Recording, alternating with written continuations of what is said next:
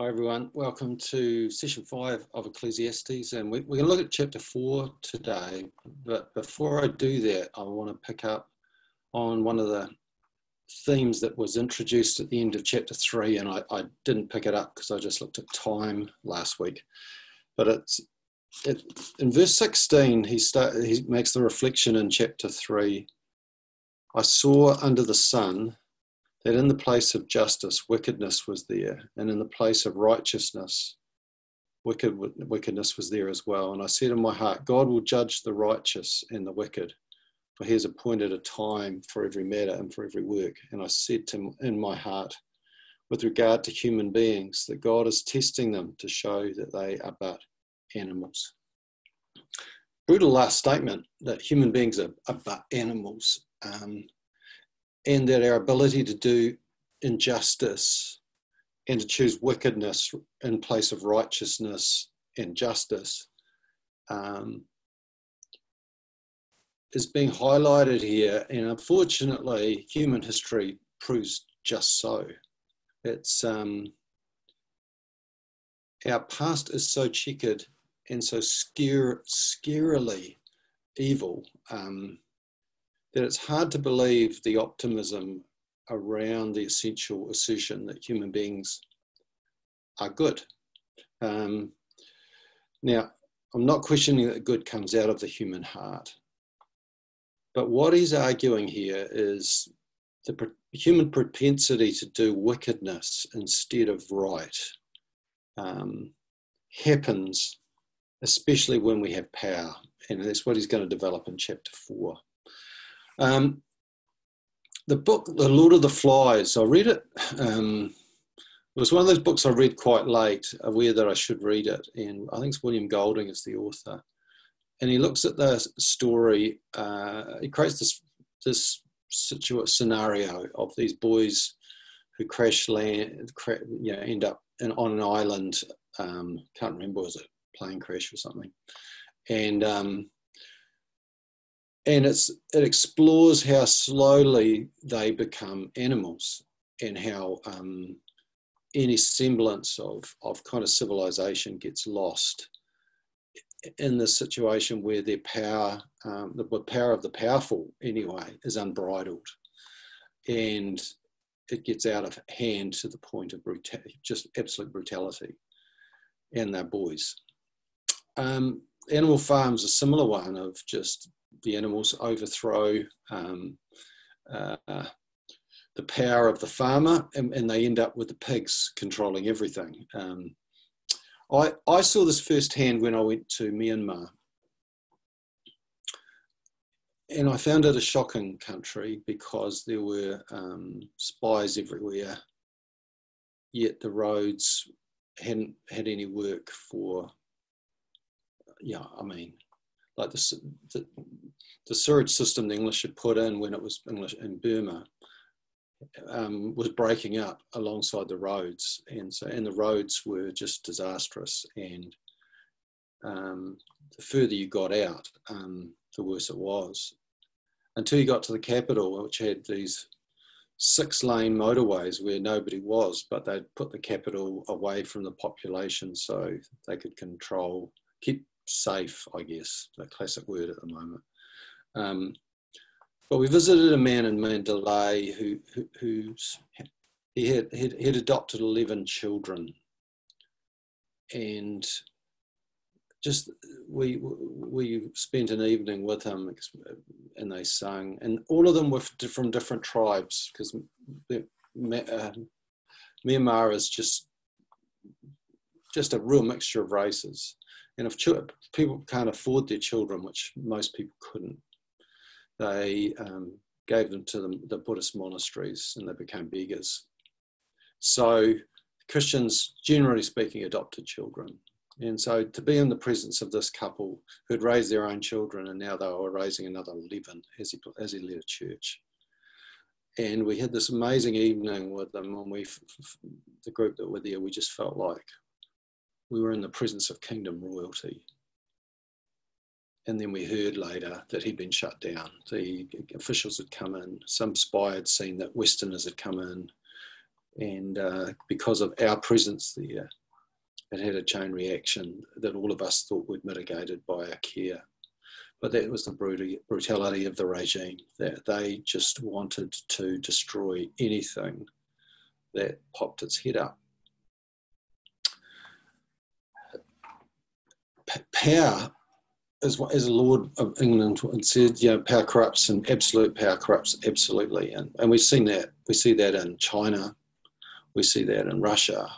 We see that in the United States. We see that in Saudi Arabia. We see it everywhere, that the utterly powerful become utterly corrupt. And there are so many film narratives, book narratives around this. It's frightening. And yet we all aspire to power, and we all pursue the benefits of association with power. And it leads to us becoming animals, and the brutality of war generally is associated with us. So he continues this theme in chapter 4, and it's hard reading. I'll just read the first 3 verses. And what I want to talk about is external oppression, then talk about internal oppression. In verse 1 of chapter 4, he says, "Again, I saw all the oppressions that are practiced under the sun. Look, the tears of the oppressed, with no one to comfort them. On the side of their oppressors there was power, with no one to comfort them. And I thought, the dead who have already died are more fortunate than the living who are still alive. But better than both is the one who's never been, and not seen the evil deeds that are done under the sun." This is a big statement. And all of a sudden, the writer of Ecclesiastes is not Solomon, king of Israel. He sounds more like Jeremiah or prophet Amos, attacking injustice and the abuse of power. And because let's face it, Solomon was a protagonist of oppression and power. He is the one who changed the kingships in Israel forever to ones of oppression. And yet the writer of Ecclesiastes is now taking the angle of the prophet, attacking the wickedness and the unrighteousness of injustice and the abuse of power. So this whole thing of oppression and the use of power is staggering. And it's so normal. Karen and I have been watching, we've watched 3 episodes, I think, of The English Game, which is on Netflix. And it's the story of the emergence of soccer or football in England, and how it came out of the public schools, and particularly Eton, and this group of Etonians control the game. They have this team, and they make the rules for soccer. They are all upper class, and they are seeing that emerge, these teams come out of the cotton mills, whose whole identity and hope is around defeating these upper class snobs and winning the FA Cup.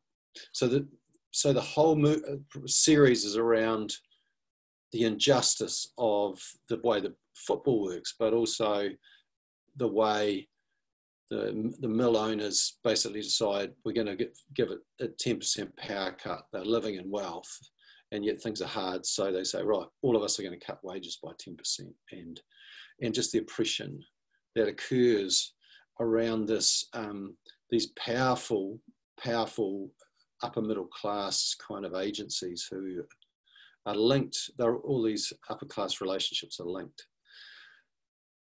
One of the narratives that we have in the modern world is that the Industrial Revolution was great, and it gave us a better life because the medieval life was hard. And it's actually simply not true. People in the medieval period probably only worked about 1,800 hours a year, and in France, 6 months of the year was holidays. England only managed 4 months of holidays, because it was the sowing of the harvest and the reaping of the harvest, and there wasn't much to do in between, especially in winter. And so it was a very family-centric life, a community-centric life, because they had quite high levels of disposable time. But with the impact of business and making a profit, which Ecclesiastes rails against. The Industrial Revolution developed factories and ways of working that had never existed before. And the time people worked doubled. So often 10, 12-hour days, children were working similar hours. So by the 1950s or whatever, we'd achieved a working hour week, 40-hour week, but it took over 100 years of overworking and underpaid, kind of survival wages for the dignity of people to be re-established. So the Industrial Revolution did that, but it's been interesting watching our own revolution, the information revolution, which promised that we would have more leisure.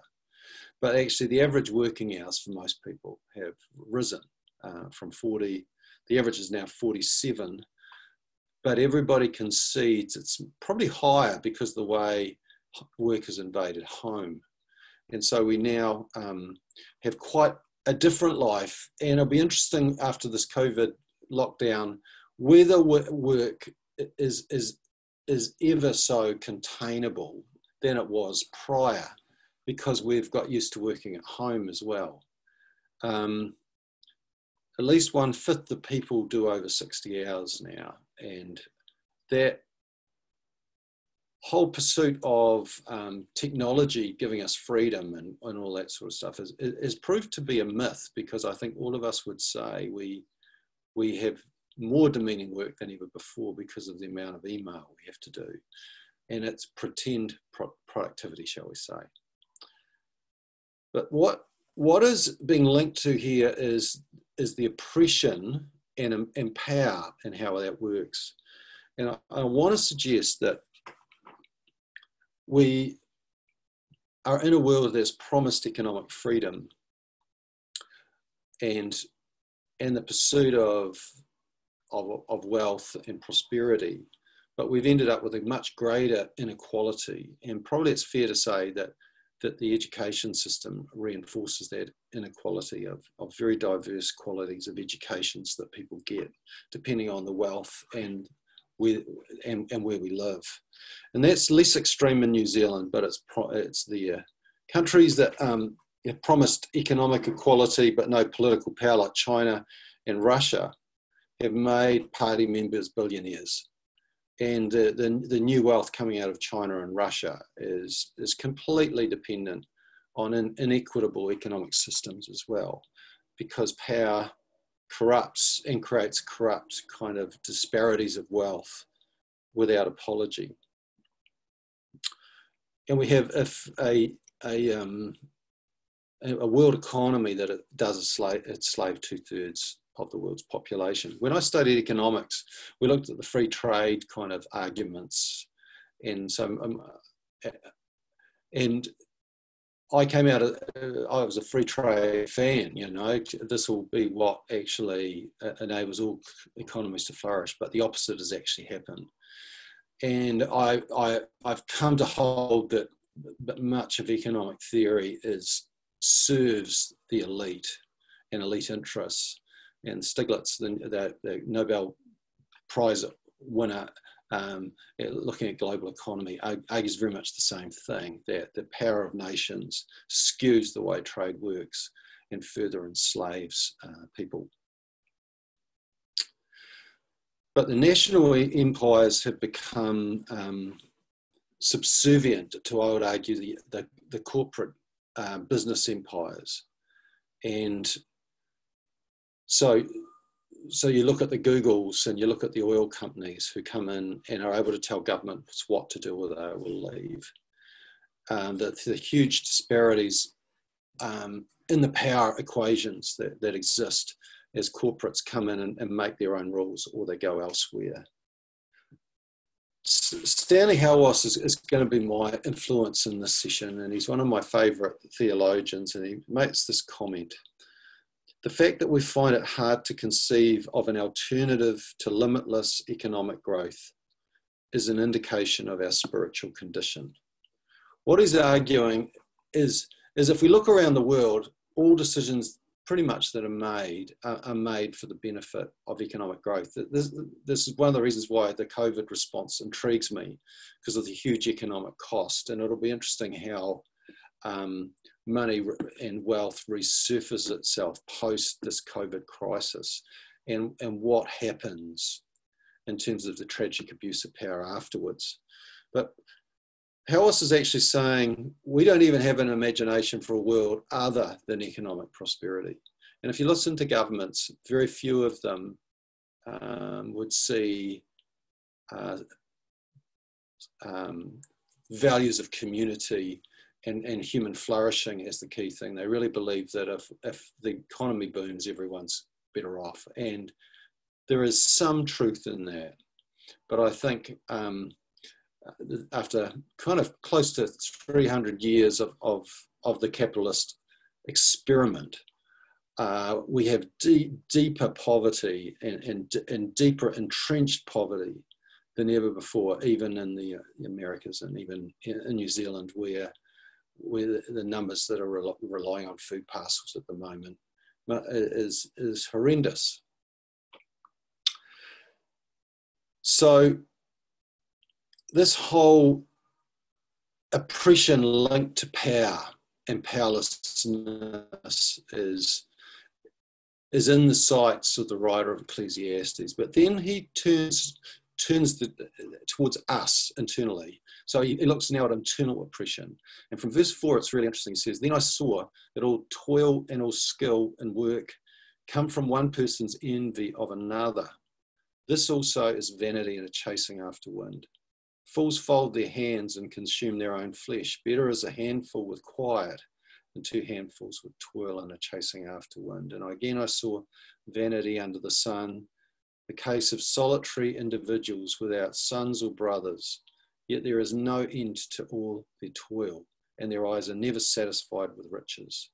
For whom am I toiling, they ask, and depriving myself of pleasure? This also is vanity and an unhappy business. Don't you love it?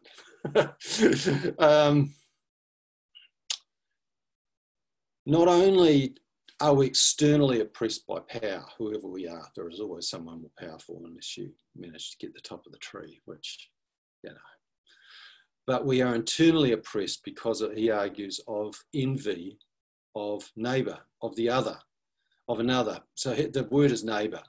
We're envious of the neighbour. And so we live to impress others because we want to be like everybody else and prove we're better than. This is an interesting thing.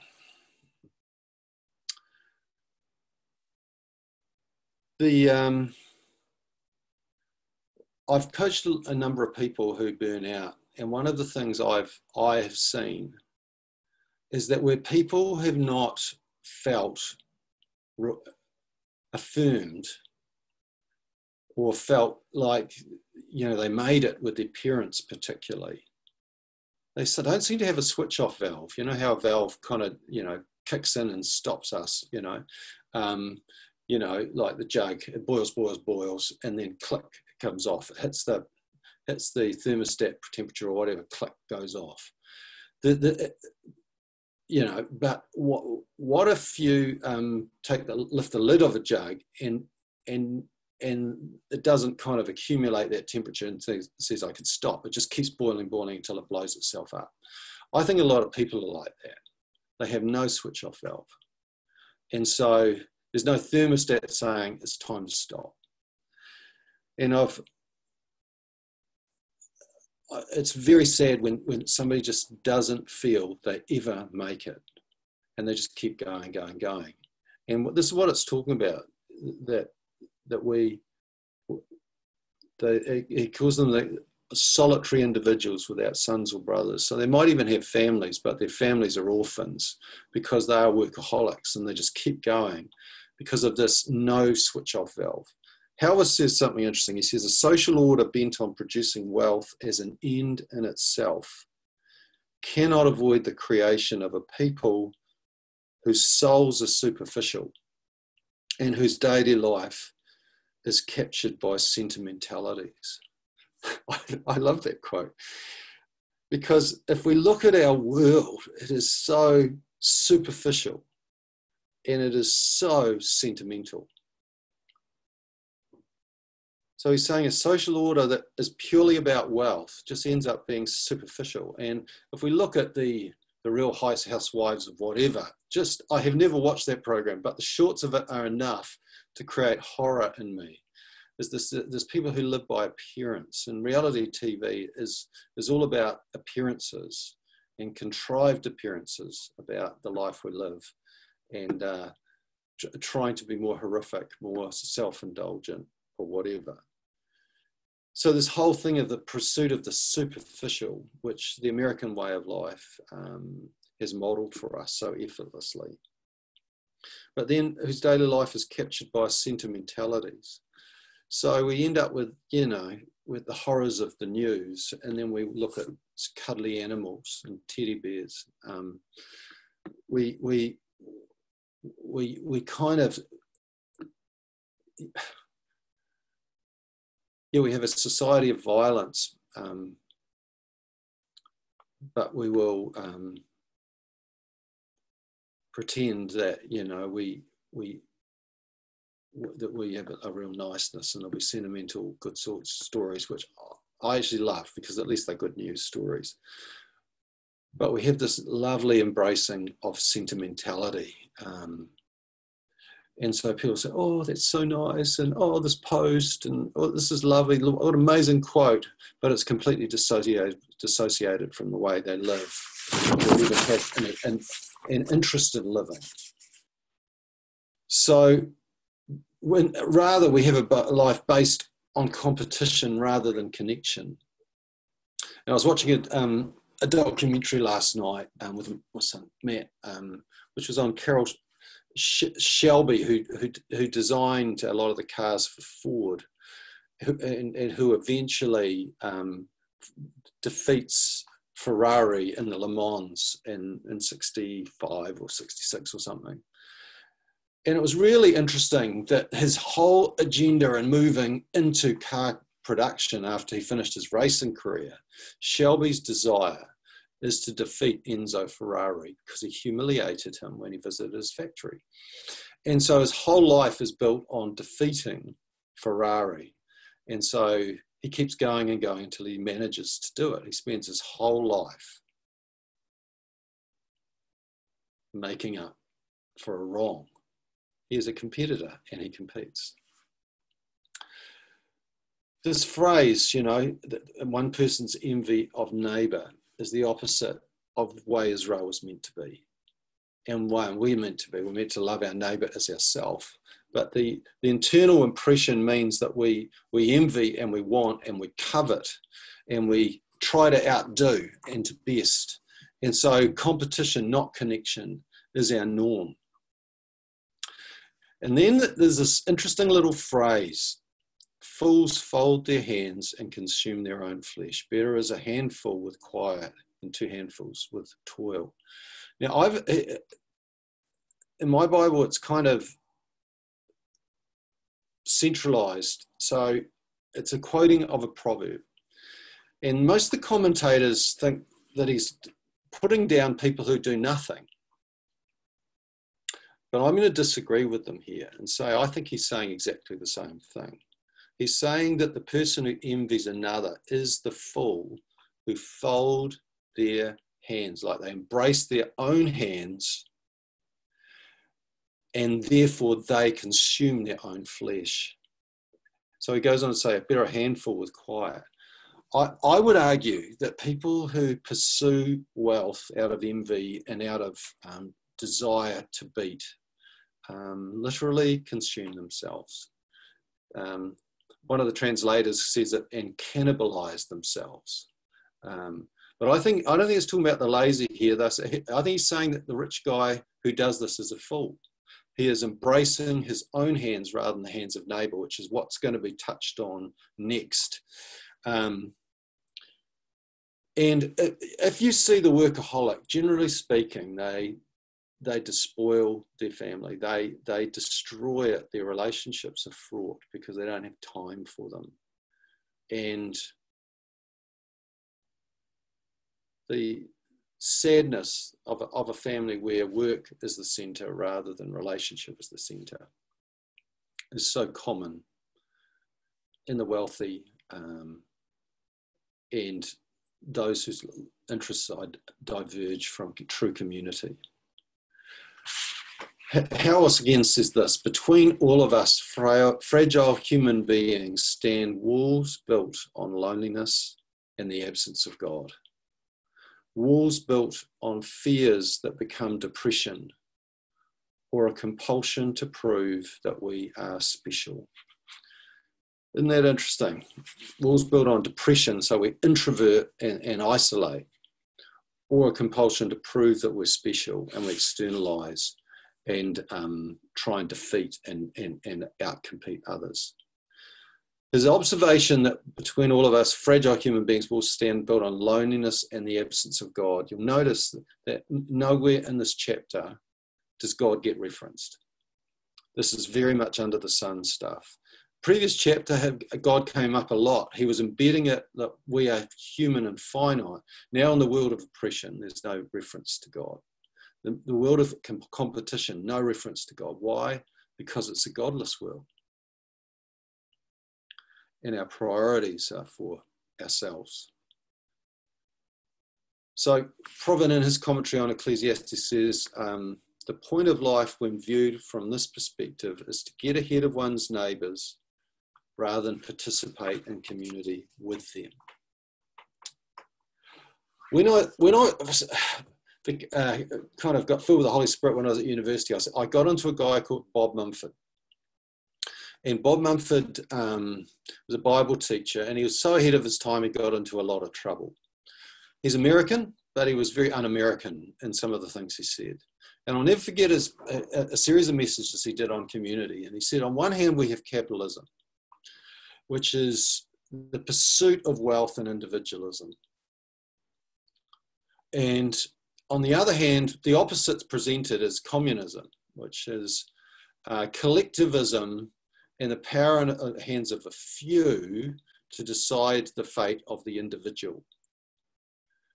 And all of them are power-based systems. One is an economic power, one's a political power-based system. But he said the left and the right wing are both wrong. And the truth is somewhere in the realm of Christian community and the way we do community rather than embrace of communism or capitalism. I see in the church, by and large, embrace of either the left wing and its justice agendas, or the right wing and its economic agendas. And I would argue neither is right and both are half wrong. I think if we're comfortable with the right or left wing, there is something the matter with our theology, because we should never be able to comfortably sit in an economic or political ideology. So I want to move, therefore, to what Mumford suggests is the solution, which is community. And in verse 9 it says, two are better than one, because they have a good reward for their toil. For if they fall, one will lift up the other. But woe to the one who is alone and falls and does not have another to help. Again, if two lie together, they keep warm. But how can one keep warm alone? And though one might prevail against another, two will withstand one. A threefold cord is not easily broken. This departure is saying in human life under the sun, there is a way of neighbouring that keeps us human rather than living like animals. Now, he's not presenting this as a whole solution. As I've already noted, the whole absence of God reveals that he's going to pick the God thing up soon. But he is saying that this exercise of power and of competition is disastrous for the human soul. And so the way to keep our souls and to keep an openness to God is in neighbouring and embracing community rather than rejecting it. Three elements of community are crucial. The first element is our ability to eat together and be in places of hospitality together rather than places of exclusion. Elites always create exclusion zones, but the whole openness of community is to inclusion, and that there is a table that's open to all. In saying two are better than one, two is a place of hospitality. One is a place of singularity and exclusion. And he is normalizing inclusion here. He is normalizing the most fundamental human relationships of friendship and marriage. And he is saying that eating together, being together, hospitality is better than exclusion, and eating alone, cannibalizing ourselves, is the opposite, which is what the competitor does. So eating together is number one. Number two, the whole importance of praying together, that our needs and our powerlessness is an opportunity for us to look to the power and the ability of God together. In this season where we can't eat together easily, we can in our bubbles, but we can pray together, and we can pray online, and we can do these things that enable our hearts to hear each other's hearts and to call out on God. Praying together, Howells argues, is the second feature of community, and the third is celebrating together. That we actually do things that celebrate the good and celebrate being part of community together and being embedded in community. All these things contribute to us being a living, breathing community of faith. That two are better than one. In fact, four are better than two. But here he's saying here, the fundamental marriage and family is better than isolation, and that we find our identity in being two, not being one. And I have so much anxiety for the younger generations who seem to have become so individualized in the way technology is impacting them. The millennials are very individualized. They hunger for community, but it's all on their own terms. And I do feel anxiety for the ability of this younger generation emerging to truly know what it is to have a complementary relationship of oneness, where two do become one. We have to model that as the church, because radical individualism is utterly out of control, and technology is shaping that. I'm very concerned that our screen time over this period may normalise some things that we should not normalise. Two are better than one, because you've got someone to pick you up when you fall down. You've got someone to keep you warm at night. That's a good thing, you know. And relationship humanises us. Competition and power makes animals of us. And so an experience of love is transformational. We are called as God's church to be God's community, and the people on earth who reveal what community is really about. Again, Howells, we are not a church that's here to prop up a social order or a political or an economic system. We are a political alternative, showing that a community can operate without power and agenda dominating. Now, one of the things I want to say is that churches have sometimes become places where power is used and abused. And how acceptable this has been in the business model of church horrifies me. And it horrifies that my soul has been at times tainted by that. And I guess I want to suggest to you that church is meant to be a place of cruciform spirituality, where we are servant leaders, and we're not power brokers of positions and of visions, and decide whose vision matters, which is one person's usually. Churches are meant to be places where power is not present, and we are communities of character, where hearts and lives matter and people serve one another, forgive one another, and so on. We're an alternative social order. We're an alternative political system where a threefold cord is not easily broken. That's what we're called to. God longs for a family. Christ longs for a body. The Spirit longs for a temple. And we're not meant to give a B-grade version of a corporate system as our offering to God. He wants family, deep family. I want to speak to us as Anglicans that we're much better at being congregations than families. We're much better at being loyal to our worship system than to our parish. And that's not good enough. That's not what God longs for.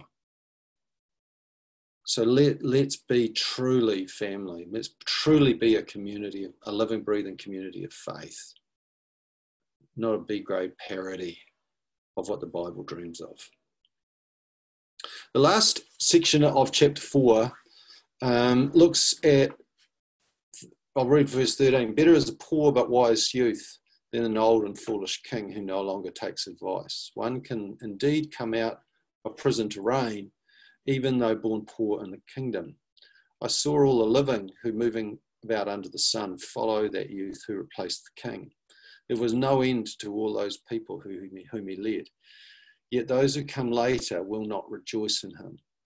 Surely this is also vanity and a chasing after wind.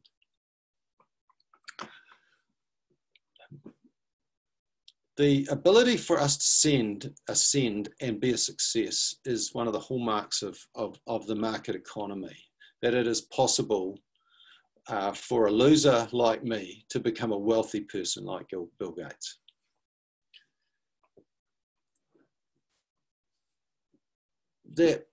There's probably a myth. That reality is so rare, it's the exception rather than the rule. But anyway, we won't go into that.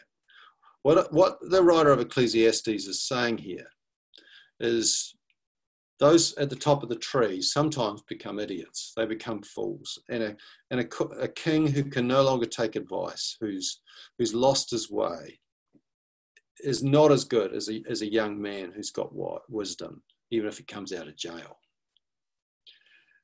He's using the word better. So we've been told that it's better to be in community than alone. In verse 9. Now we're being told it's better to be young and wise than to be old and a fool, even if you're a king. But here's the, and if we were to use the theme of leadership here, I think we've been given the example of either Joseph or David. Joseph, who was in prison and ascended to the right hand of the king, or David, who was the shepherd boy, who becomes king. Yeah, but everything that he did got wrecked by Solomon. And then what Solomon did got wrecked by Rehoboam. And I suspect David was an unremembered king for some time because they lose record.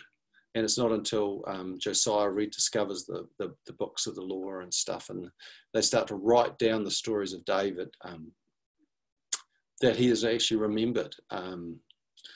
So obviously, there was a record from David's time, but it doesn't mean it was actually read or listened to.